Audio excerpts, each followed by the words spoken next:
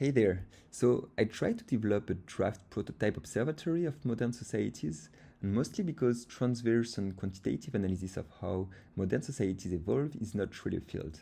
Transverse societal analysis was more a thing in the past, but then science got segmented, subdivided into narrow specializations, and today what remains of quantitative societal analysis is dominated almost exclusively by econometry.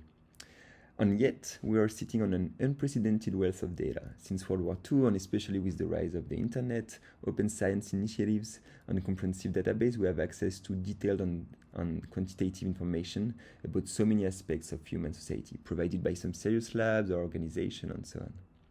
So I wanted to create a very first prototype of what it would look like based on the wonderful work of our world in data. And the key principles that I wanted it to be both quantitative and transversal, because I think that's what is needed. Societies shouldn't be evaluated solely on economic performance. We need to account for multiple dimensions of what makes a society function well. So here, as you can see, I use politics, economy, demography, inequality, justice, violence, mental and physical health, environment, sustainability, and so on.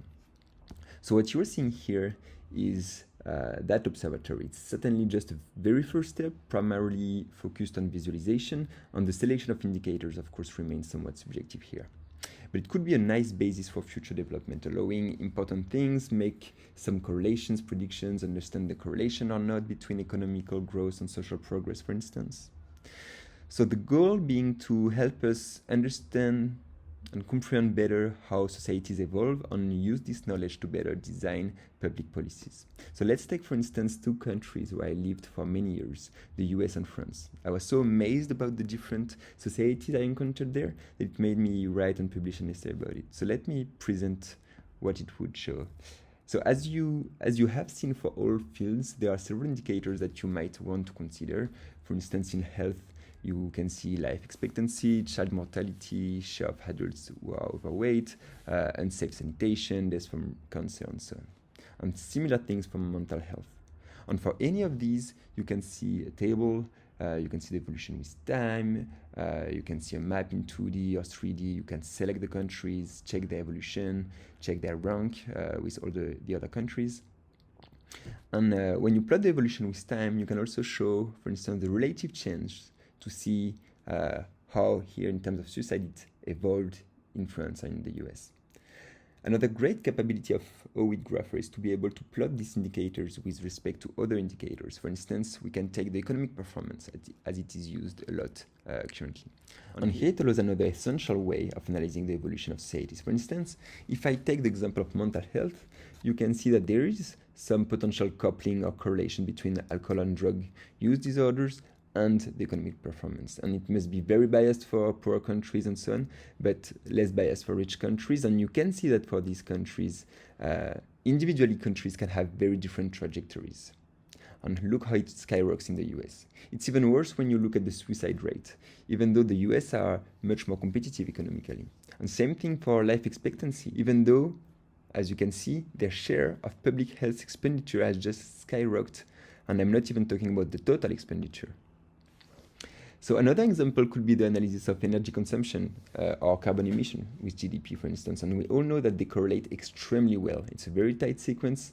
But again, you can see from the individual trajectories of countries how different policies approaches could begin to reduce the coupling between the two. And then I added the capability of plotting all of these indicators against any other one. And this opens the door to analyze countless potential correlations or make better comparisons. Let's say we are interested in inequalities, for instance, what generates them or how they might affect other dimensions of society. If we look at their consequences, we could consider the violence, homicide rates, for example. Actually, you see some correlation, and this might also explain why we see another correlation when we observe the percentage of people in jail. But it's not only about violence. There seem to be links with mental and physical health. For instance, countries with higher inequality rates show higher death rates from unsafe sanitation. But understanding the drivers of inequality is, of course, much harder. But you can start exploring correlations with variables such as press freedom or political corruption, for instance.